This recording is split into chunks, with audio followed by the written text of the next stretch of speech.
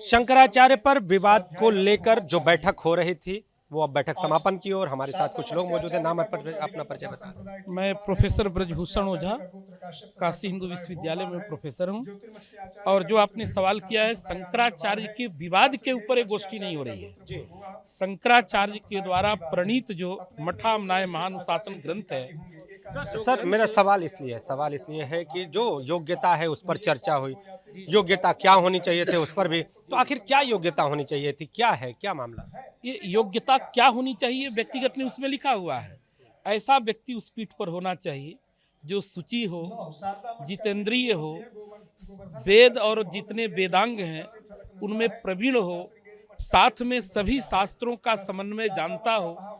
ऐसा व्यक्ति शंकराचार्य होना चाहिए। दूसरी बात, तो दंडी सन्यासी हो, उसका ब्राह्मण शरीर हो, इस तरह के जो गुण बताए गए हैं सन्यासी के, इस गुणों से जो संपन्न होगा और जिस परंपरा में वो दीक्षित होगा, जिस सामनाय में, उस पीठ का वो शंकराचार्य बनाया जा सकता है। सर आज की जो चर्चा हुई, ऐसा क्या हो गया था कि शंकराचार्य के मुद्दे को लेकर यहाँ के विद्वानों की चर्चा यहाँ पर करनी पड़ी? इसमें प्रोफेसर भी आए, विद्वान भी आए, ज्योतिष विद्वान भी आए, और इसके साथ अगर बात करें तो काशी विद्वत परिषद के लोग भी। ये क्या है, ये क्या चर्चा? जी, ये बात इसलिए आई कि शंकराचार्य को लेकर पूरे देश में विदेश में विवाद चलता रहा, कई वर्षों से चल रहा है। फर्जी शंकराचार्य, असली शंकराचार्य, इस तरह के विवाद होते रहते हैं, बीच में आप सुनते भी रहते हैं। वही नहीं, कुछ फर्जी संस्थाएं हैं, अपने को कोई महामंत्री कहता है, कोई अध्यक्ष कहता है, कोई पदाधिकारी कहता है, वो संस्थाएं भी तरह तरह की बयान देती रहती है। तो रियल में जो काशी के पंडित है, विद्वान है, वो बैठ करके परिचर्चा कर रहे हैं कि कैसा व्यक्ति होना चाहिए, क्या होना चाहिए।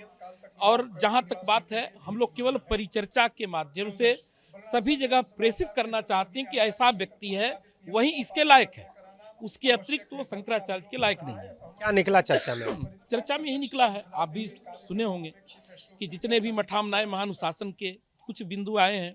पहली बिंदु तो यह है कि एक पीठ पर एक से ज़्यादा शंकराचार्य नहीं हो सकते हैं, और प्रत्येक पीठ पर अलग अलग शंकराचार्य उसका संचालन करेंगे।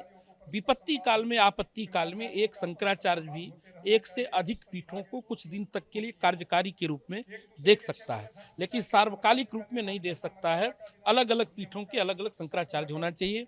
और जो कई ऐसे भी देखने को मिलता है, स्वयंभू शंकराचार्य बन जाते हैं जो कि किसी भी लक्षण से संपन्न नहीं है, तो ऐसे व्यक्ति का निग्रह होना चाहिए विद्वानों के द्वारा।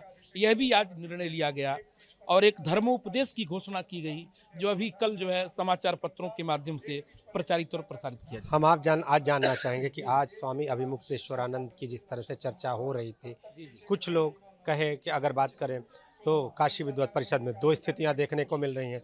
वहाँ अगर उनके मठ से बात करें तो वो लोग कहते हैं कि पट्टाभिषेक हो चुका है, जो कुछ कहे कि कुछ और जगहों के लोग मौजूद भी थे। उसके बाद कुछ लोग ये कह रहे हैं कि उनमें वो क्वालिटी, ये क्या है, ये इस मामले में कुछ कहना मेरा ठीक नहीं, इसलिए कि ये माननीय न्यायालय के अधीन चल रहा है, इसलिए इस विषय पर हम आपको नहीं कह सकते हैं कि क्या होगा, कौन होगा। खुद परिषद ही तमाम विवादग्रस्त हैं और दूसरे के विवाद और निपटारे करने चले हैं, तो इन चीज़ों पर मेरा कुछ भी नहीं कहना है। लेकिन आज यहाँ चर्चा तो हुई, आज तो यहाँ चर्चा नहीं, इस पर कोई चर्चा नहीं। सर मैं भी बाहर था, सुन रहा था, कुछ ऐसी चीजें सामने थी। आखिर सवाल इसलिए बनते हैं कि जो परिषद, जो विद्वान देश को आगे बढ़ाने के लिए चर्चा करते हैं, वो आज शंकराचार्य जैसे मुद्दे पर, चूंकि सनातन संस्कृति के प्रमुख सिरमौर होते हैं, उन पर चर्चा का विषय आज मुख्य बिंदु वही रहा और यहाँ पर चर्चा होती रही। लगभग 3 घंटे से ज्यादा चर्चा हुई है शंकराचार्य पर सिर्फ। बिल्कुल सवाल इसलिए बनते हैं, तो हम जानना चाहेंगे इस चर्चा का निष्कर्ष क्या? नहीं, निष्कर्ष देखिए, ये सैद्धांतिक निष्कर्ष है।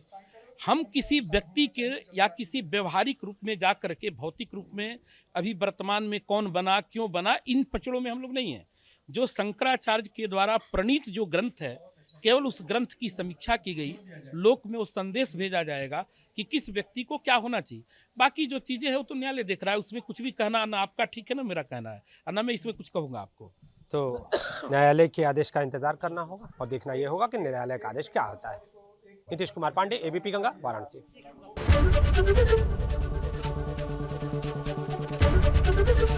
एबीपी गंगा, खबर आपकी, जुबान आपकी।